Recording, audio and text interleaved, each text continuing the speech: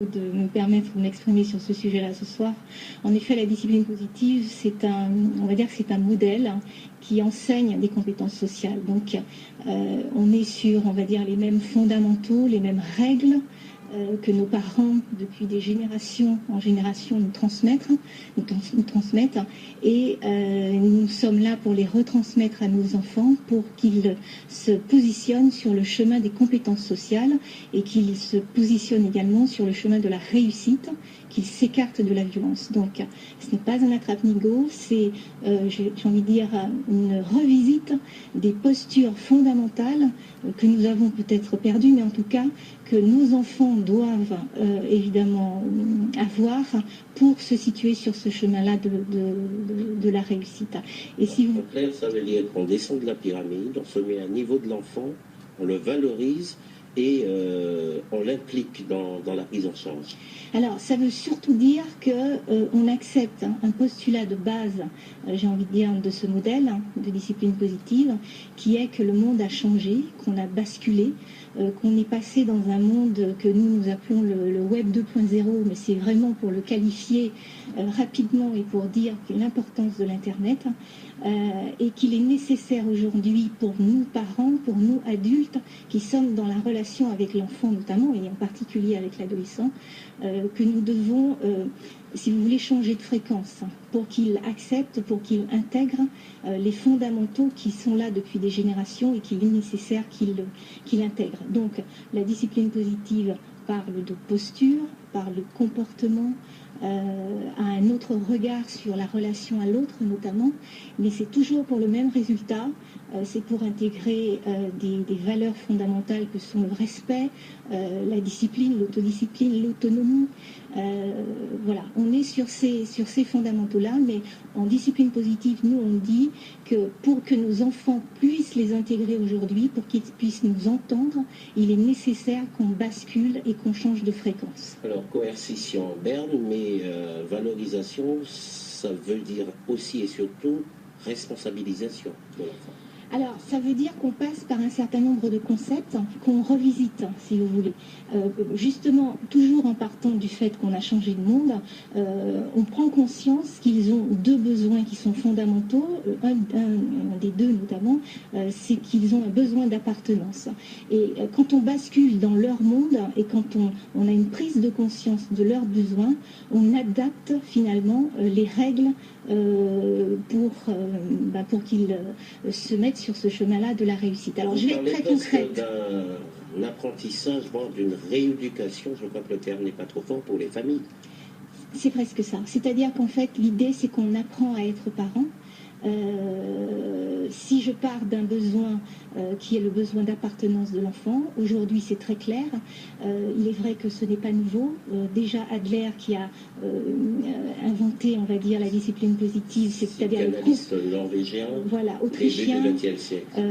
Autrichien, début du XXe siècle. Voilà, on est contemporain de Freud. Déjà lui, il disait, l'enfant il a deux besoins, il a un besoin d'appartenance et il a un besoin de contribution. Et donc aujourd'hui, avec Internet, avec l'avancée des neurosciences, on se rend compte qu'il avait raison. Donc concrètement, aujourd'hui, qu'est-ce que ça veut dire pour un adulte qui fonctionne et qui relationne avec un enfant qui a ce besoin d'appartenance? Ça veut dire que nous sommes obligés de lâcher un peu ce que nous appelons le non essentiel en discipline positive pour aller sur les fondamentaux. Et je vais vous donner peut-être un exemple assez concret pour que vous puissiez rentrer dans ce concept-là. C'est un exemple par exemple de sac aujourd'hui pour une adolescente qui a 17 ans. Le sac, c'est un élément essentiel de ce besoin d'appartenance-là. Et si vous voulez, le sac, il a beau être magnifique, mais il ne contient pas quelquefois toutes les affaires de cours, ce qui met, j'ai envie de dire, dans les familles, des conflits énormes sur le sac. J'ai pris le sac, mais je peux prendre l'iPad, les tablettes, pas les tablettes, le maquillage, les pompes, enfin, sur tout sujet. Aujourd'hui, nous nous disons, pour qu'ils nous entendent sur les fondamentaux, c'est-à-dire dans l'exemple que je donne, la réussite, l'essentiel d'avoir ses affaires de cours dans son sac, parce que ça donne une bonne image au professeur, parce que ça donne l'exemple au petit frère, etc. On est obligé de lâcher un peu prise sur le sac sur ces éléments qui ne sont pas essentiels pour se retrouver avec elle sur des fondamentaux. J'allais vous demander quels sont les outils de la discipline positive, mais manifestement, tous les objets du quotidien font partie.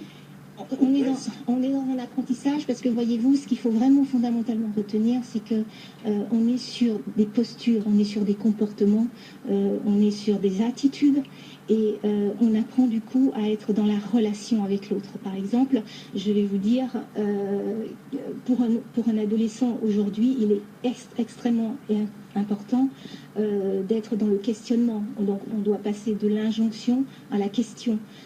Il est important également d'être dans une écoute active, centrée sur lui et non pas centrée sur nous adultes.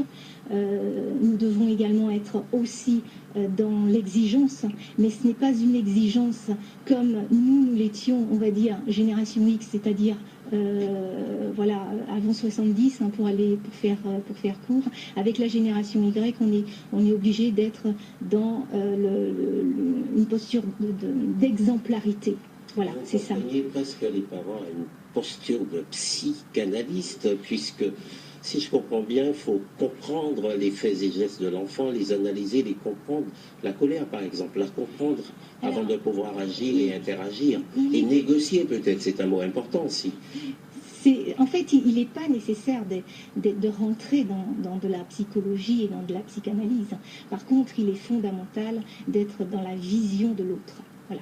C'est-à-dire d'accepter que notre vision que nous avons constituée, nous, parents, adultes aujourd'hui, nous l'avons constituée au travers de nos filtres qui sont personnels, qui sont culturels, qui sont en lien avec notre histoire. Et il est archi nécessaire aujourd'hui de considérer que l'enfant face à nous, il est aussi dans une propre construction de sa vision. Et donc, en France, pardonnez-moi, la discipline positive est en train de franchir le seuil des écoles. Pourquoi un engouement aussi tardif ? Eh bien, justement, parce que la discipline positive enseigne ces compétences sociales, hein, dont je viens de parler, qui sont des fondamentaux qui sont transmis de génération en génération et qui positionnent l'enfant sur un chemin de vie, un chemin de réussite. Et aujourd'hui, dans la complexité du monde qui nous entoure, un monde également où voilà, il y a une violence qui est là, une violence interpersonnelle, une violence dans les relations, que cette violence soit physique d'ailleurs, ou qu'elle soit silencieuse, verbale ou psychologique, il est aujourd'hui, en tout cas nous en discipline positive, c'est ce que nous, c'est notre modèle, nous disons qu'il est aujourd'hui archi nécessaire de revisiter les postures, de revisiter les comportements et d'être dans une forme d'exemplarité vis-à-vis de nos jeunes. Donc une réponse alternative à la fois aux relations difficiles à l'intérieur des familles, mais peut-être aussi à la question de la violence scolaire qui polarise l'attention ces temps-ci. C'est clair qu'on est au plein cœur du sujet, parce que, si vous voulez, nous ne connaissons évidemment pas les histoires dans le détail de ce qui s'est passé récemment, mais ce que nous pouvons dire quasiment de manière certaine, c'est que deux mondes se sont affrontés à ce moment-là précis. Il y a dans nous, notre posture d'adulte, une relation vis-à-vis de l'enfant qui a changé complètement par rapport à ce que nos parents nous ont inculqué dans plein d'axes. Et je vais vous donner un exemple. Aujourd'hui, vous allez être d'accord avec moi que nous donnons beaucoup plus la parole à nos jeunes, dans le sens où nous leur demandons leur avis. Qu'est-ce que tu en penses, qu'est-ce que tu veux, etc. Donc nous sommes dans cette posture-là avec l'enfant. Il est évident qu'un enfant qui a baigné comme ça dans un environnement familial où on lui demande son avis, et surtout où son avis est important et compte, quand il est dans le milieu scolaire, il se sent autorisé à dire à la maîtresse, ben non, c'est pas comme ça qu'il faut faire, etc.